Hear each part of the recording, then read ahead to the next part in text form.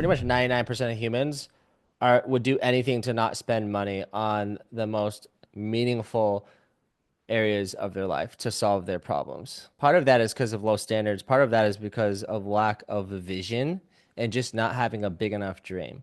Okay, we already know that. But assuming that's not you and you have an expansive vision, as someone who's creating an offer for that person, okay? Assuming that you're embodying the work that you do teach and you're a leader of integrity and ethics, what we're doing with hypnotic transcendent communication and influence is we are actually going to understand that the actual golden glowing gap, this gap must be at least 4x to 100x the money, time, we call that the clock, the time, and then also the actually concerns around relationship of how this impacts people's relationships. Okay, that's the emotional reason why people would see the cost of inaction of not fixing this now. Plus the impact it has on their health as well. And of course, those are like the big ones. Does that make sense? This is what we call creating leverage in someone's consciousness, in someone's awareness, in someone's perception. But the key word here is perceived value. Okay, it's not about being the best. Everyone says, "Oh, I'm the best. I'm the best this, I'm the best that." Yeah, everyone says that. But again, if you understand how to position yourself as unique, your unique offer, your unique message, your unique brand identity, and your unique, of course, your community, you're going to know how to actually create the perception of high status, high value. And in order to do that, you just need to understand, okay, well, if you charge, let's say, 10K for your 3 month program, and they are not aware that, let's say, they have a job that pays them $10,000 a month just for math's sake, and they had this problem for a year. 1 year has gone by.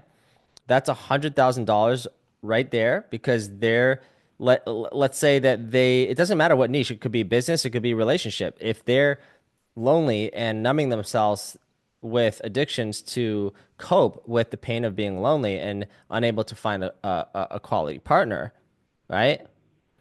Well, that's $100,000 opportunity cost because the money they're making isn't being allocated towards solving that problem, and yet they still have this issue. They still can't do those things. They still don't have that result. On top of that, it's all the money they're spending going out, which could possibly another be 20, 30K per year.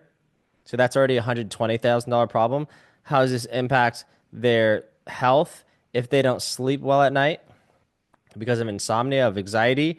Well, then that's generally going to lead to lower performance at work. So that could also be a risk around loss of job. Okay, so this has become pretty much a $150,000 opportunity cost if you consider their current kids or the kids they want to have, but they still don't have because they haven't found the partner.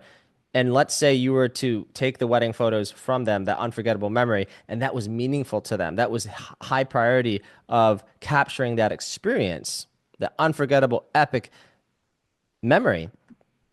And you told them that it would be 120K or even just 20K. Let's just say it was 40K to get that back. Okay. Would they pay the 40K to get that back, to get that partner back, to get that memory of the wedding back? Well, if they wouldn't, they don't actually want that. It's not really that important to them. Okay. And here's the saving grace. If they want to go price shop and get the most affordable option, that's like buying a bicycle that's cheaper and you got to go back. It takes time to go back, get it fixed. You got to keep going, getting it fixed over and over again. So yeah, sure, you may have gotten a win on the front end, but on the back end, the opportunity cost is actually quite large compared to if you just buy the higher quality bike that's going to stand out and is going to be reliable. Man, oh man, it's going to last you longer. You're not going to have to go back to get it fixed at the shop over and over again because you paid a higher price in the beginning. It's quality. Does it make sense? So that's how you communicate that through the lens of, okay, how much money do they make per year? How much where are they putting their money? Okay, if you want to know what someone's really values, just look at where they spend their money, where they put their time. Not what they say, not what they align with, what they do. If you just audit that, okay, and you get in their head about like what they're actually putting their resources into, you'll understand exactly why they don't have the result, but you'll also understand what it's costing them to not get the support, the external help. How much time has gone by? That makes your offer even more valuable. Okay, if they just found out they had this problem, then it's probably less likely they're going to pay high ticket for that problem. But if they had this bleeding wound for a month, 2 months, 3 months, 4 months, that's now become a concern because it won't stop bleeding. Okay, so it went from a little paper cut to this insidious, wound that's not healing on its own. And now they're saying, well, time heals all, right? That's simple truth to feed their ego. But again, why is it that now it's healing crooked?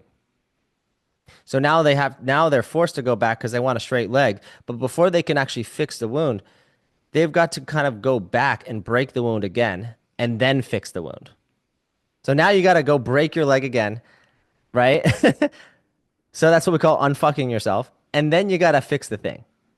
And in hindsight, you could have just fixed it right then and there and avoided all that chaos. Okay? That's what it means to have this $100,000 problem.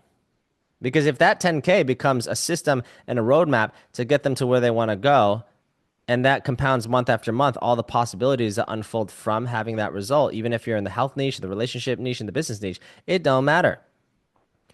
This is how to communicate the quantifiable nature and aspect of something that is not, vending machine niche, like money, make more money niche. You take your price point and you ask yourself, okay, well, if I just write out all of the opportunity costs in time, and then you just say how much time has gone by, how much money has gone by, have they spent on trying to fix the solution, or how much money they have not put towards the solution, but instead spent on other things.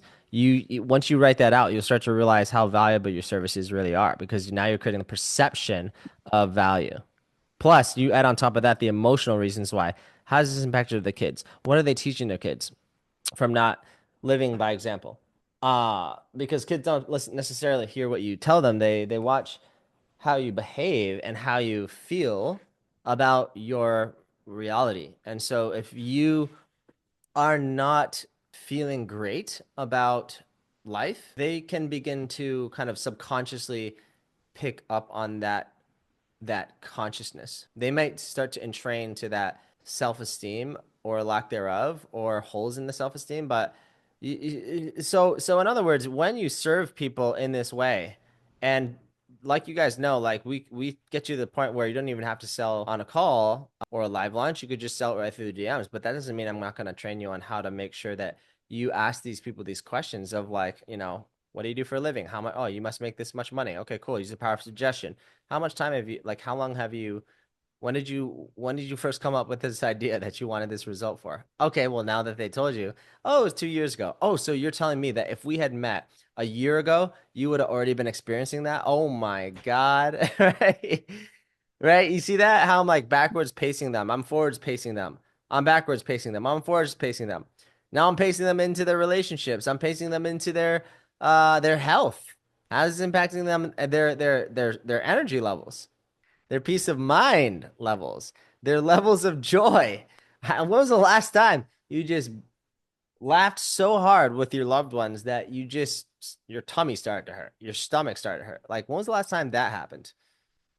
When are you going to actually live life? This is why I used to tell my wealthy clients, hey, bro, like, I know we want to get the millions, but like, at what point will you let yourself live life, an authentic life?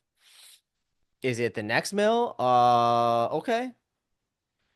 Was it when you're 30, when you're 40, when you're 50? When the fuck are you going to actually let yourself experience life and access and the abundance that you have? Now, see, that's what I would say to a high level person, to maybe a person who's in a lower level of sophistication or just kind of mediocrity. I would still tell that to them in a different way, by asking them a question of like, okay, so you say you're going to start feeling free and happy when you make more money. Sure, that's true. That could be true to a point. But if you can't even enjoy the abundance that you have access to now, nature, your local park, thrift clothes if you want to look stylish. If you can't take yourself out to eat by yourself and enjoy yourself, or even with loved ones now, you'll never even enjoy the money when you have it. So that just implies that you don't resonate with abundance. So you can't get the abundance because you can't even resonate with what you have now. Do you want to pay the price or do you want to pay the cost?